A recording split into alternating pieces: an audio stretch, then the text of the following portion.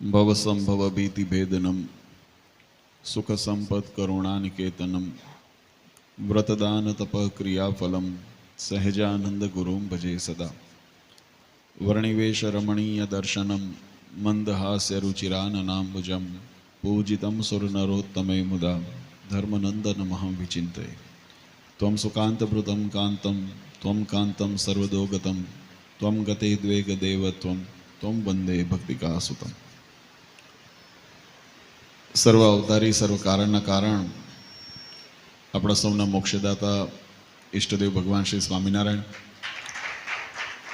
સ્વામિનારાયણ સંપ્રદાય દક્ષિણ વિભાગ અધિષ્ઠાતા દેવ વડતાલવાસી શ્રી લક્ષ્મીનારાયણ દેવ હરિકૃષ્ણ મહારાજની છત્ર છાયામાં પવિત્ર ગોમતીને કિનારે યજમાન પરિવારને સમસ્ત સત્સંગ સમાજના શુભ સંકલ્પથી આયોજિત પંચાપારાયણના શુભ અવસરે સભામાં ઉપસ્થિત ધર્મકુળ આશ્રિત વાલા સર્વે અમારા સંતો પાર્ષદો, શ્રીજીના લાડીલા ધર્મકુળ આશ્રિત વાલા સર્વે સત્સંગી હરિભક્તો, સર્વ ધર્મ પ્રેમી સજ્જનો, સર્વ મોક્ષભાગી જીવાત્માઓ, દરેક ભક્તજનોને અમારા હૃદયપૂર્વક જય સ્વામિનારાયણ. વાલા ભક્તો, આજે ભગવાન શ્રી હરિની પૂર્ણ કૃપાથી વડતાલ તીર્થધામને આંગણે યજમાન પરિવારના સંકલ્પથી આજે જાણે ભક્તિની હેલી વહેતી હોય એવું સુંદર વાતાવરણ એનો આપણે સૌ લાભ લઈ રહ્યા છીએ. પ્રકૃતિ આપણને ઘણું શીખવે છે. આપણે ભણવાની અંદર વિજ્ઞાનની અંદર એવો વિષય આવતો કે આ ધરતી ઉપર જે જળ રહેલું છે એ સૂર્યની ગરમીથી તપે, બાષ્પીભવન થાય, એની વરાળ બને અને વાદળોમાં જાય, અને વાદળો જ્યારે ઠંડા થાય એટલે વૃષ્ટિ થાય. એમાં પણ વિશેષ કરીને વધુ વૈજ્ઞાનિકોએ સંશોધન કર્યું એટલે એ નક્કી કર્યું કે જ્યાં વૃક્ષો વધારે હોય એ વૃક્ષો વાદળોને આકર્ષે છે. એટલે આપણે જુઓ, સરકાર અભિયાન ચલાવતી હોય છે કે વધારે વૃક્ષો વાવો, લીલોતરી સાચવો. એની પાછળનું કારણ કે એ વાદળોને આકર્ષે છે, ને એ વાદળો જ્યારે આકર્ષાય ત્યારે ત્યાં એ વિસ્તારની અંદર વૃષ્ટિ થાય. ને જળ છે જીવન છે. એમ સમુદ્રની અંદર લાખો ગેલન પાણી છે, પણ એ કોઈની તરસ છુપાવવામાં કામ ન આવે. પણ એ જ પાણી જ્યારે પ્રક્રિયા થઈને શુદ્ધ થઈને એ વરસે ત્યારે તમારી મારી બધાની જીવ પ્રાણી માત્રની, પછી કીટ પતંગા હોય તોય ભલે, પશુ પક્ષી હોય તોય ભલે, જળચર હોય તોય ભલે, બધાને એ પોષણ આપે છે. આ પ્રકૃતિના સિદ્ધાંતને જો વિચારીએ તો જીવનની અંદર ભગવાન સ્વામિનારાયણે એક બહુ સુંદર સિદ્ધાંત સમજાવ્યો. મહારાજ કહે કે આ જીવાત્માને ઉપર ભગવાનની કરુણાવૃષ્ટિ ક્યારે થાય કે આપણે આપણા જીવનની અંદર, જો ભગવાન તો વૃષ્ટિ કરવા માટે તત્પર જ છે. પતિતો ધરણાય તત્પરમ, ભગવાનના બિરુદની અંદર ગવાણું આપણે સ્તુતિ કરીએ છીએ એની અંદર આવે છે પતિતો ધરણાય તત્પરમ. પતિતોનો ઉદ્ધાર કરવા ભગવાન તો તત્પર છે, પણ એ પરમાત્માની કૃપા વૃષ્ટિનો આસ્વાદ એ જીવાત્માને ક્યારે મળે?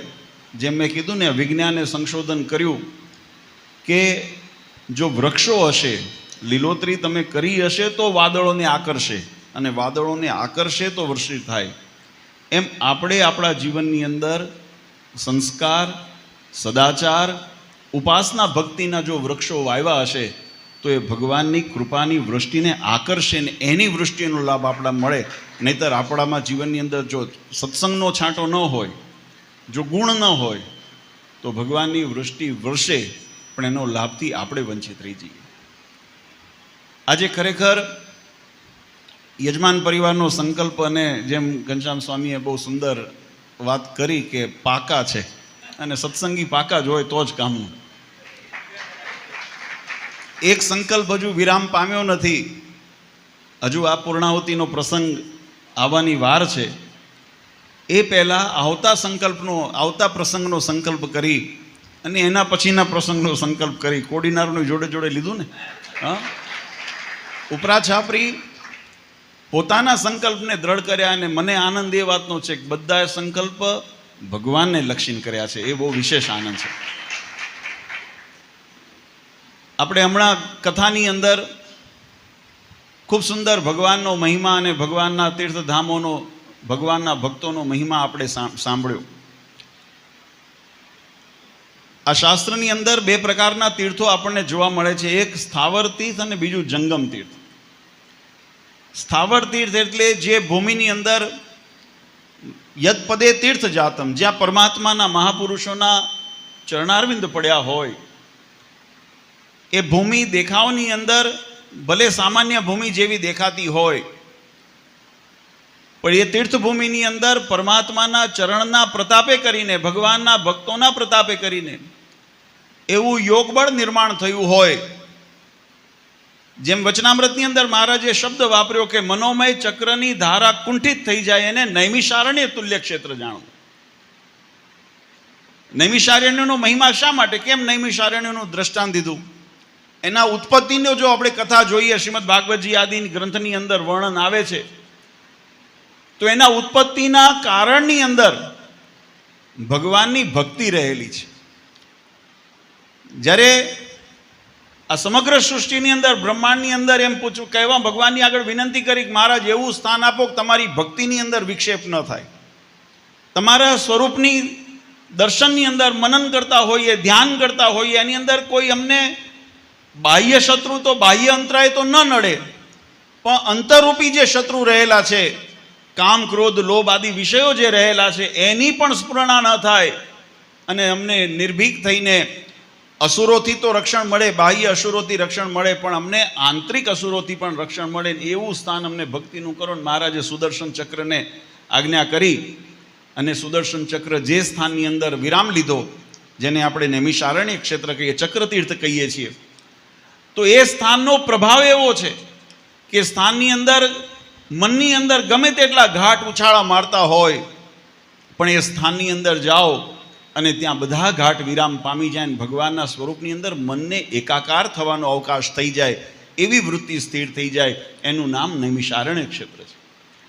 પણ આ તો પુરાણની અંદર એક સ્થાવર જે તીર્થ છે એની વાત કરી, પણ આપણા શાસ્ત્રોની અંદર એવા જંગમ તીર્થનું પણ વર્ણન આવે છે કે જેના હૃદયની અંદર એવો ભાવ ઉત્પન્ન થઈ જાય ને હાલતા ચાલતા તીર્થ સમાન છે.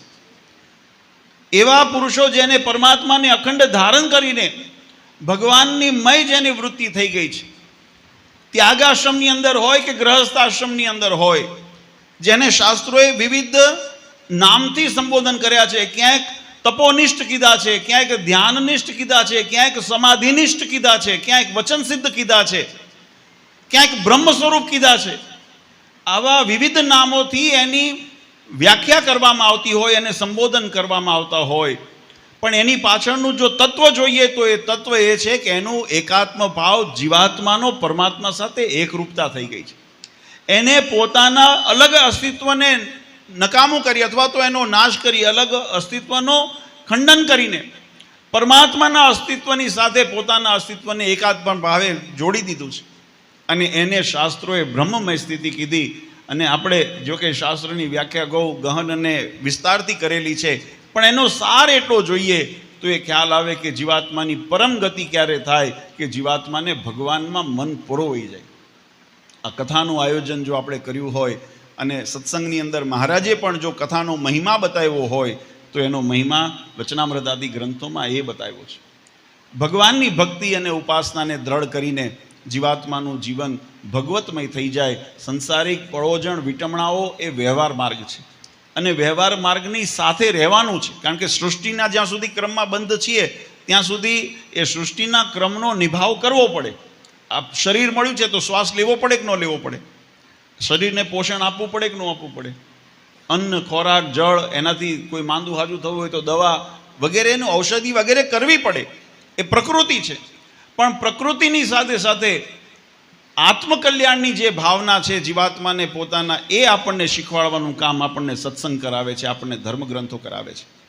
કે માત્ર પ્રકૃતિના, કારણ કે નહીં તો શાસ્ત્રનો મત છે આહાર નિદ્રા ભય મૈથુનમ ચ સામાન્ય તે પશુભિનરાણામ. જીવનમાં મનુષ્ય અને પશુનો ભેદ જ એ બતાવ્યો છે કે જે સમગ્ર સૃષ્ટિની અંદર જીવ પ્રાણી માત્ર શરીર ધારણ કર્યા એટલે પોતાના ભોગ વિલાસને પોતાનો આહાર વગેરેનું કાર્ય તો કરતા જ હોય છે, પણ એમાંથી આત્મકલ્યાણનું સાધન કરી લે, એ આત્મકલ્યાણ માટે કોઈ મહેનત કરી લે, દાખલો કરી લે, મોક્ષનું ભાતું બાંધી લે, એ સાચા અર્થમાં માનવ કીધો. એવા માનવને, નહીતર પશુ સમાન કીધા જીવનની અંદર. તો જગતની અંદર તમે જુઓ તો ઘણા નાસ્તિકવાદ અથવા તો અન્યવાદની અંદર ભટકતા જીવાત્માને ભગવાનની ઓળખાણ નથી, ભગવાનની પહેચાન નથી, ભગવાનનો મહિમા નથી, અને મહિમા નથી એટલે ભગવાનની ભક્તિ નથી, અને ભક્તિ નથી તો એના જીવનમાં કલ્યાણનો અવકાશ નથી. આપણે ભાગ્યશાળી છે કે અબજોની સંખ્યાની અંદર, અસંખ્ય સંખ્યાની અંદર આપણે નાનપણમાં એક કહેતા કે સંસારમાં જીવ કેટલા, શરીરધારી કેટલા, એટલે એમ કહેવાય કે ભાઈ આબલામાં ગણ્યા ગણાય નહીં, વીણ્યા વીણાય નહીં, અને મારી ટોપલીમાં માય નહીં, એવા આકાશમાં તારા રહેલા છે, એવું નાનપણમાં કહેતા. એમ અસંખ્ય જીવાત્મા, જોકે પુરાણોની અંદર તો એની વ્યાખ્યા કીધી છે કેટલા પ્રકારના 33 જે આપણે 84 લાખ યોની બતાવીને એમાં કઈ કઈ યોની છે, એના કેટલા કેટલા લાખ અવતાર છે, એની બધી વિગત પુરાણમાં બતાવી છે. પણ છતાંય આપણે એમ માનીએ કે અસંખ્ય જીવાત્માને આ બધી પ્રાપ્તિ થતી નથી. જેના ઉપર ભગવાનની કૃપા થઈ હોય, જેના ઉપર ભગવાનનો રાજીપો હોય, અનંત જન્મ સંસિદ્ધ તો યાતિ પરામગતિ, જેના ઉપર અનંત જન્મના સત્કૃત્ય ઉદય થયા હોય અને જેના ઉપર ભગવાનનો રાજીપો હોય ને એને આવો અવસર મળે, બાકી મળતો નથી. અને એના પછી પણ અવસર મળ્યા પછી પણ જો ભગવાનની કૃપા હોય ને ભગવાનનો રાજીપો હોય ને તો એમાં ટકી શકાય, નહીતર તો હાથમાં આવેલું છૂટવાઈ જાય છે, ઘણાને વીગી ગયું છે.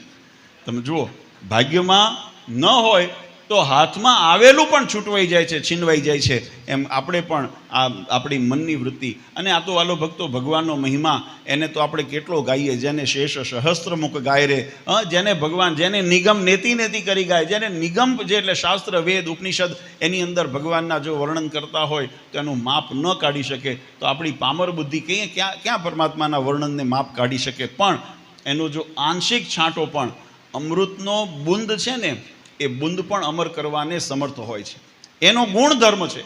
એમ પરમાત્માની, એટલે સંતોએ લખ્યું ને, એક ઘડી આધી ઘડી આદિ મેં પુનિયાદ, કે તુલસીદાસજીએ લખ્યું કે અડધી ઘડી પણ જો ભગવાનની આ જ વસ્તુ વચનામૃતની અંદર મહારાજે લખ્યું. જ્યારે આચાર્ય શ્રી રઘુવીરજી મહારાજ, અયોધ્યા પ્રસાદજી મહારાજે પ્રશ્ન પૂછ્યો કે અનેક વિટમણાઓમાં જે જીવ ઘેરાયેલો છે એ ઘડી બે ઘડી ભગવાનની ભક્તિ કરે તો શું એના કર્મમાંથી મુક્તિ મળે, એને ભગવાનના ધામની પ્રાપ્તિ થાય? ત્યારે મહારાજે કીધું કે કંઈ ઝાઝુ બેવું કરવું એ જ એવું જરૂરી નથી, કરો તો સારી વાત છે, જેટલું થાય એટલું કરવું જોઈએ.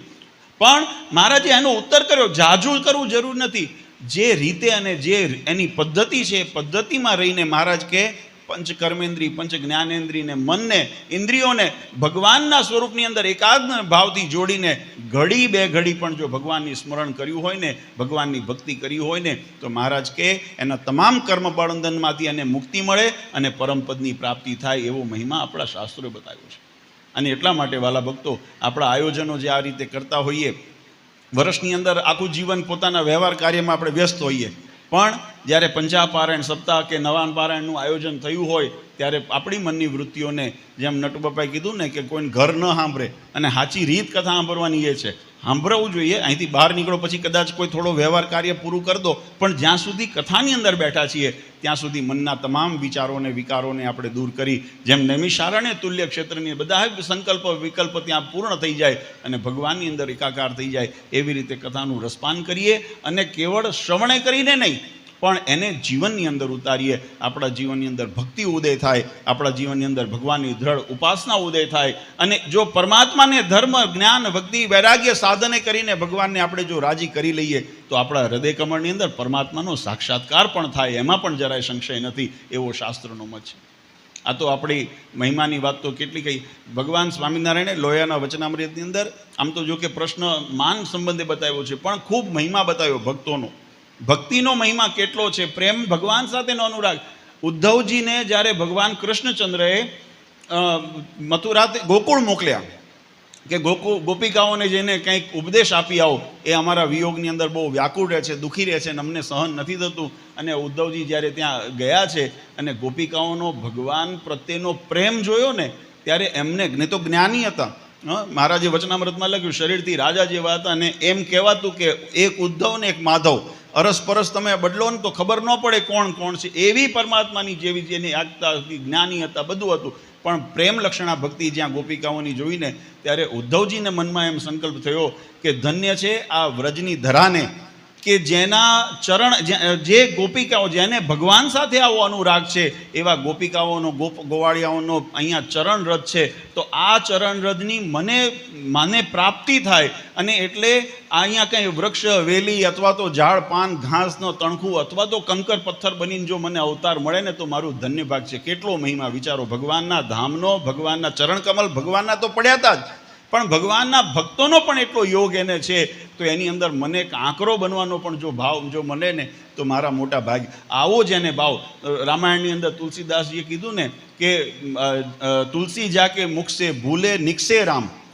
કોઈના મોઢેથી ભૂલમાં પણ જો રામ નામ એવું જો નીકળે ને, તાગો પગ પહેનાઈએ મેરે તન કી ચામ, મારા ચામડીના જોડા કરીને એને પહેરાવો ને તો હું ધનભાગ મારી સામે. ભૂલથી જો નામ નીકળ્યું હોય, ભગવાન સ્વામિનારાયણ વચનામૃતમાં કે આવો મહિમા જો અજાણતા નામ નીકળ્યો હોય તો એનો આટલો મહિમા શાસ્ત્રોએ ગાયો હોય. તો આપણે તો ભગવાનનું મહાત્મા જ્ઞાને સહિત ભગવાનની ભક્તિ કહીએ છીએ. આપણે ભગવાનની નિષ્ઠા અને આજ્ઞામાં રહીને ભક્તિ કરીએ છીએ. તો આપણો અહીંયા અંદર ભગવાનનો કેટલો રાજીપો આપણા ઉપર ઉતરે એ વસ્તુ વિચારવાની છે. વધારે સમય નથી લેવો. ખૂબ સુંદર અહીંયા આગળ ભગવાનના ચરિત્રો ગવાય છે, અને એને જ એ ચરિત્રોને કાયમ વાગોળતા રહીએ. કથાનો વિરામ થાય ક્રમ પ્રમાણે, પણ આપણા જીવનની અંદર કથાનો કાયમ જીવંત રહીને કાયમ આપણા જીવનની અંદર આપણે એને વાગોળતા રહીએ એવી ભગવાન શ્રી હરિ આપણા સૌ પર કૃપા વરસાવે. અને સમસ્ત યજમાન પરિવારને ભક્તોએ જે આ શુભ સંકલ્પ કર્યો અને આ કથાનો રસપાન કર્યો એ બધાને અમે અંતરથી અમારા સમગ્ર ધર્મકુળ પરિવાર, પરમ પૂજ્ય આચાર્ય શ્રી અજેન્દ્ર પ્રસાદજી મહારાજ, પરમ પૂજ્ય ગાદીવાળા માતુશ્રી અને અમારા સમસ્ત ધર્મકુળ પરિવાર વતી ખૂબ ખૂબ અંતરના આશીર્વાદ અને અભિનંદન પાઠવીએ છીએ. ભગવાન તમને આવા ને આવા, અને આવતો સંકલ્પ કર્યો છે ને એ પૂરો થયો માનો. અમારે તો આ ઘરથી ઓલા ઘર જવાનું છે, અમારે બહુ ફેર નથી. જેમ અહીંયા અમે 7 દિવસ અહીંયા આગળ આ ઘરમાં રહીએ ને, 5 દિવસ તમારી કથા. મેં કીધું કે અમે ગઈકાલે હરિભક્તો આવ્યા હતા, અમે બેઠા હતા ત્યારે વાત કરી. મેં કીધું અન્યત્ર પ્રસંગ હોય ને તો કેવું હોય કે 1 દિવસ 2 દિવસ કલાક 2 કલાક હાજરી આપી શકાય, કારણ કે ક્રમ આપણો સત્સંગ જાજો. એવું ન હોય, ભાવ ન હોય. ઘણી વખત હરિભક્તોને એમ થાય કે બાપુજી ન આવ્યા અથવા તો નથી આવતા. એવું નથી કે અમને ઈચ્છા નથી, અમને ઘણી ઉત્સાહ હોય, પણ આટલો મોટો સત્સંગ છે ને બધી જગ્યાએ. તો હું ઘણી વખત હસતા કહું કે ભગવાને જવાબદારી મોટી આપી, પણ થોડું ઐશ્વર્ય આપ્યું હોત ને 2-4 સ્વરૂપ થઈ શકતા હોત. એવું ઘણી વખત સભામાં કહેતો હોઉં કે મહારાજે જેટલી જવાબદારી મૂકી એની સાથે થોડું એવી ઐશ્વર્ય આપ્યું હોત કે ભાઈ આ સ્વરૂપને તમે લઈ જાઓ ને આ સ્વરૂપ તમે લઈ જાઓ ના તો બધાને સંતોષ કરી દે. પણ એવું નથી, એ જાતે ભરવાનું હોય. એટલે કોઈ વખત બને કે દરેક જગ્યાએ બધા ધર્મકુળ પરિવાર, અને પછી ઘણી વખત એવું પણ બને કે આખા પરિવારમાંથી 1 જણ આવ્યા હોય, 2 જણ આવ્યા. વડતાલની અંદર ઘર આંગણે કરવાનો આ લાભ કે બધાએ આખો ધર્મ, મહારાષ્ટ્રી સ્થિતિ લઈને બાળલાલજી સુધીના, લાલી રાજાને બધાએ બહેનો, બધા માતુશ્રી ભૌજી મારા બધા અહીંયા વારા પડતી હાજરી. અને કદાચ શરીરથી અહીંયા ન બેઠા હોઈએ પણ આ કમ્પાઉન્ડમાં તો તમે ઘરમાં અમારે બેઠા છો, એટલે આ શબ્દો અહીંયા કાને પડતા હોય. હાજરી તો છે જ, પ્રસંગની અંદર હાજરી છે. અને એ જ રીતે જેમ આપણે અહીંયા વડતાલમાં ધામધૂમથી આ સુંદર ભાવથી આપણે પ્રસંગ ઉજવ્યો, એમ ભગવાનના પ્રાગટ્ય સ્થાન છપૈયાની અંદર પણ ધાવથી આપણે ઉજવીશું. એમાં જરાય મહેનતથી, જેમ અહીંયા આગળ તમને કીધું ચિંતા ન કરશો, એમ એનું પણ કહું છું ચિંતા ન કરશો, અહીંયા બધું ગોઠવી દેશું. બરાબર? એટલે એવું સુંદર આયોજનનું, અને બસ આવા ને આવા સંકલ્પ કરતા રહો. ભગવાન તમને બળબુદ્ધિ શક્તિ આપે, અને ભગવાનની ખૂબ ભક્તિ કરતા રહો. મહારાજનો રાજીપો એ સમગ્ર સત્સંગ સમાજ ઉપર કાયમ રહે, અને મહારાજ સૌને સુખ્યા કરે એવી ભગવાન શ્રી હરિના ચરણારવિંદમાં પ્રાર્થના કરી પુનઃ એક વખત સર્વને અંતરના આશીર્વાદ આપી મારી વાણીને વિરામ આપું. સહજાનંદ સ્વામી મહારાજ.